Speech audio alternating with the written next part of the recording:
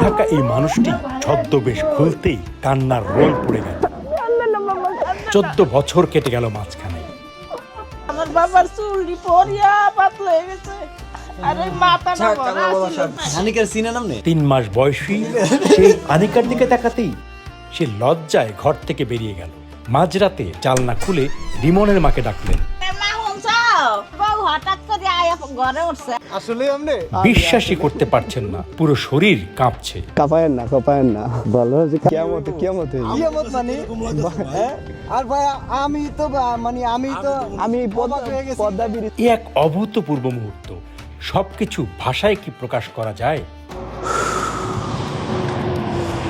কি এক শান্তির বাতাস। এ ঘটনার ফ্ল্যাশব্যাক দেখালেই বুঝবেন আজ কি ঘটে গেল এ বাড়িতে। মামাও জানতেন না, গাড়ি তিনিই রেডি করে রেখেছিলেন, ড্রাইভার তাদের পরিচিত জন। আমি ওখানে বলতাম না, যদি আমার কাছে ওয়াইফাই থাকতো তোমারে বলতাম না। শুনছি যে মামার একজন ফ্রেন্ড আসবে, ফ্রেন্ডে রিসিভ করতে এসে দেখি তো মামাই চলে আসলো। এখন এই যে গাড়ির ভিতরে ঢুকাই মামারে রিসিভ করলাম, এখন গ্রামে চলে যেতে মাথা নষ্ট হয়ে গেছে যে মামারে দেখে টাস্কি লেগে গেছে। মামারে দেখার কথা ছিল না। আমি ভয় পাইতেছি আম্মুরে নিয়া আর বোন রে নিয়া আর ছোট ভাই রে তো নিয়ে ভয় পাইতেছি, কারণ ছোট ভাই এমনিও আমার সাথে কম কথা বলে, ও কান্না রাখতে পারে না।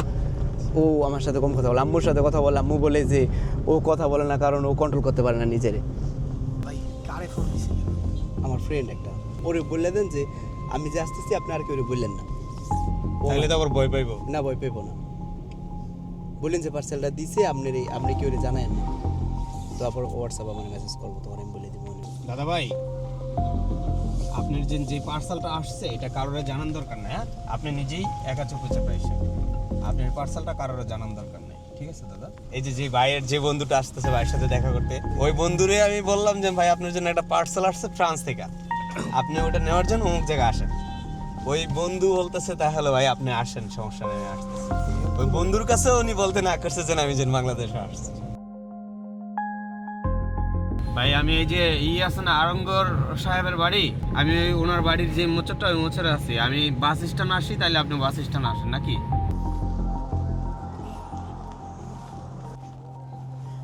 আসসালামু আলাইকুম। এই কি লো? এই ভাই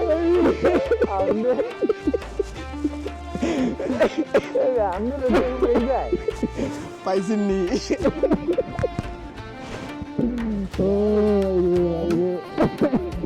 ভাই আপনি এই সময় কেন, আপনি কি মনে করছেন? ভাই এটা হলো না। কি লিগা আপনি আইছেন? আপনি দেশে আইবেন হে আমি জানাম না? আমি কেউ কই নাই, ওদের গাড়ি আমি বলে আইছি। আমি গাড়ি নিয়ে সিধা বলে আইছি, বাড়ি তো যাই না। বন্ধু হতবাক, কোনোভাবেই বিশ্বাস করতে পারছিলেন না।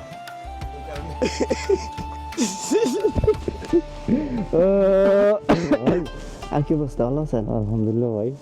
কাঁপায়েন না ভালো আছে। কাঁপানোর কাম হয়েছে, স্বপ্ন দেখতেছিল কি আমি সেটা ভাবতেছি। তো কত বছর পর দেখা হইলো? আমি ওইটাই দেখতেছি আসলে আমি ওই ভাই আসলে আমি আসলে ভাই আমি কি আপনি বলেছি বাড়িতে যাইনি, বাড়িতে কেউ জানে না, ডাইরেক্ট আপনার কাছে একবার সোজা কারো কাছে যাই না। বাড়িতে কেউ জানে না, আমার আমরা লয়ে বাড়ি যাই না। আমাকে বাড়ি খালি, সমস্যা নেই, আমরা যাই কি আমাকে বাড়ি যাবেন? না আমাকে বাড়িতে যাবো।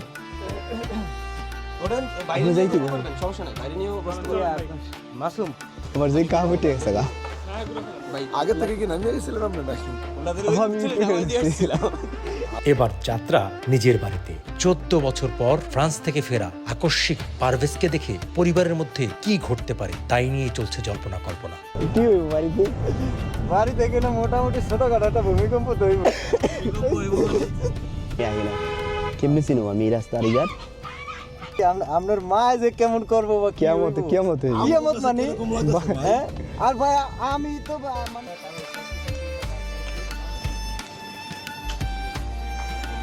চুপচাপ তিনজন আমরা ঢুকলাম। তিনজনই অচেনা মানুষ। পারভেজের মাকে বলা হলো আমরাই ফ্রান্স থেকে এসেছি, আর লাগেজে মালামাল পাঠিয়েছে পারভেজ।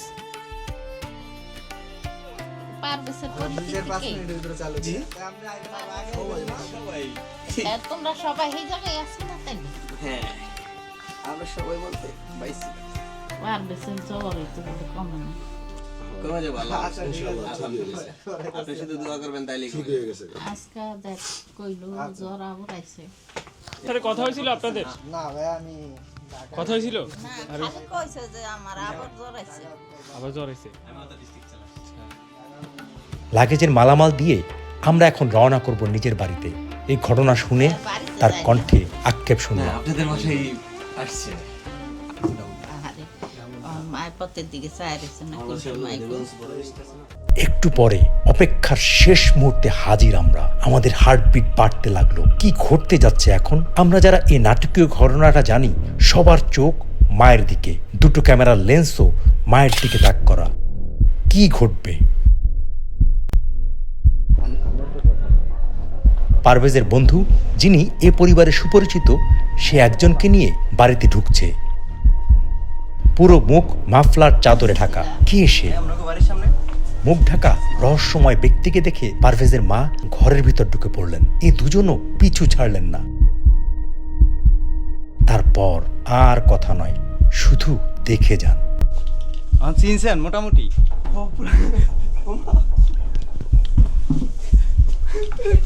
ভাইয়া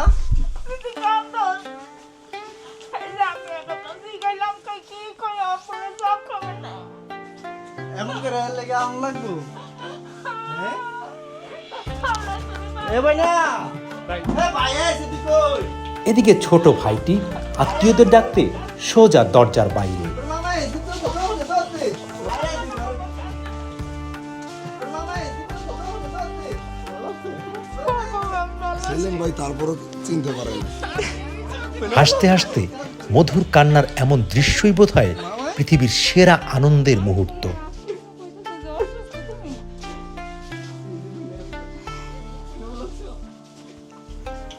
মায়ের এত এত জমানো কথা, এত এত জমানো স্মৃতি বলেই যাচ্ছিলেন মা।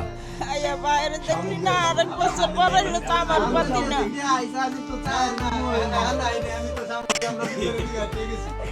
আমার বাসানে এত ঢুকেছে ছোট্ট এত ঢুকেছে কেউ ওই চিনে না রে। খালি সবাই জিগায় যে কবে আইব কই 1 বছর পরে আইব 6 মাস পরে আইব কইছে জামাই লাগাইব এখন আইব না। এই দেশের সবাই জানে আইব আমি জানি যাইব না। আমার লোকের কথা কই আইব না।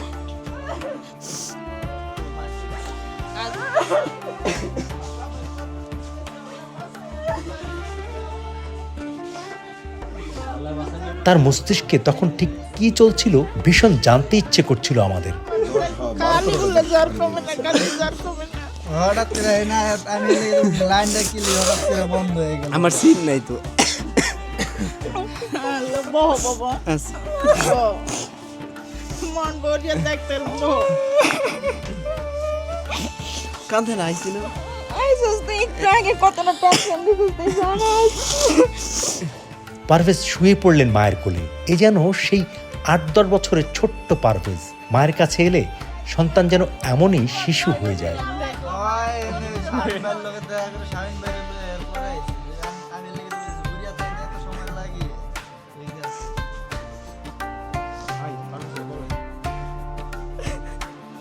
হাত ছুঁয়ে দেখছিলেন, শরীর ছুঁয়ে দেখছিলেন, গাল, মাথা, চুল বারবার ছুঁয়ে কি যেন খোঁজেন মা। এই পেনা বিডি আমার বাবার চুলটি পরিয়া পাতলা হয়ে গেছে। আর ওই মাথাটা বড় তুমি আমার চিনছো না বাবা। আমি তো মুখ বান্ধে রেখে হাত দাঁড়াইতেছি আমি মিল পাইতেছি না কোনো বাইন্দা রেখেছি এই না আইছে এমনি সিনে কেমনে তো ছোট কালে গেছে আর হে খবরে কয় যে আপনারা অচিনা লোক ঘরে ঢুকতে দিবেন না হলে আপনাকে কাগজপত্র লয়ে চুরি ডাকাতি করবো অনেক কেউ তো চিনি না মেহমান আইসে হাগর লগে কথা কই আবার ভিডিও একার আইলো পরে ভয়ের তো কথা মানে ছেলের দেখে প্রথমে ভয় পাইছেন হ্যাঁ, মুখ বান্ধা লোক ঘরে ক্যামেরা কুমেরা সব কিছু লইয়া ঘরে ঢুকতে আছে, তাহলে কি ব্যাপার? একটু আগে আমার ছোট পুত্র বাইরে কারে কথা কইলো, কার লগে জানি জি গাইলাম, কইলো মা মালের অর্ডার দিছি, হেন কথা কইছে। আর ওর আব্বা থাকলে কত খুশি হইতো, আর আব্বা থাকলে কত খুশি হইতো।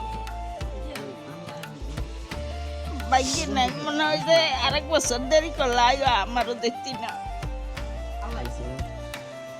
ওর কত ছোট তুই গেছি কই আনিকা আনিকার সিনা নাম নেই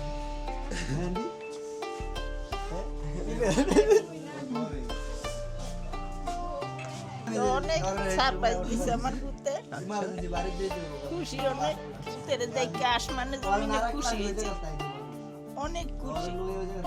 কত বছর পর দেখছি আমার বাবারে।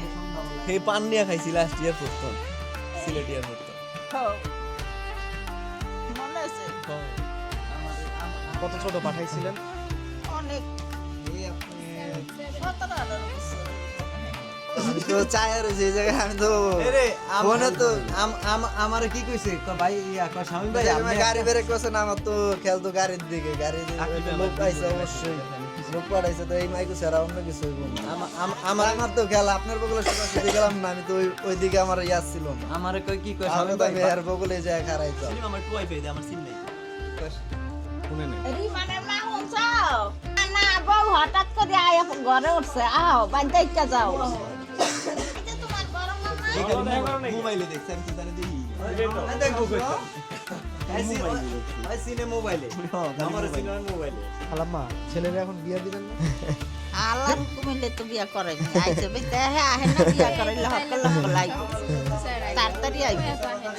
আর মাইয়া খুঁজে আহে, এরপরে বিয়া করে, বিয়া করাই দিলে বউ বেড়ে টেড়ে ছুটি শেষ হইলে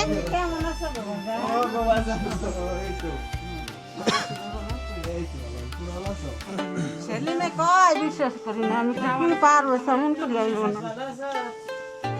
বয়েন বয়েন বয়েন এই যারে বাইরে দত্তলে আমি ধরি নাই, দত্তলে ধরি পুরা মুখ তো পুরা ধরুন যে ধরে আমি মানে এর আগে মারবো গলায় বিয়া করে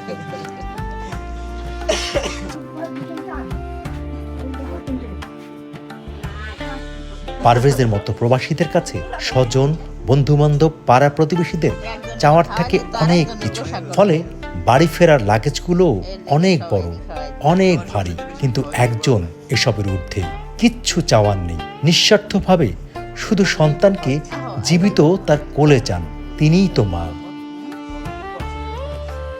অনেক বছর বাবা, 13-14 বছর।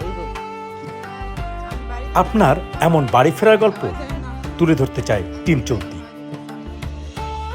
ইনবক্স করুন অথবা স্ক্রিনে দেখানো নাম্বারে ফোন করুন। মার হাতে পান খাই গেছিলাম যাওয়ার দিন, আর ওই যে আজকে আবার মায় পান বানাই দিল, পান খাইলাম। পান তো এমনি খাই মাঝে মাঝে, কিন্তু মার হাতে পান এতদিন পরে আজকে খাইলাম।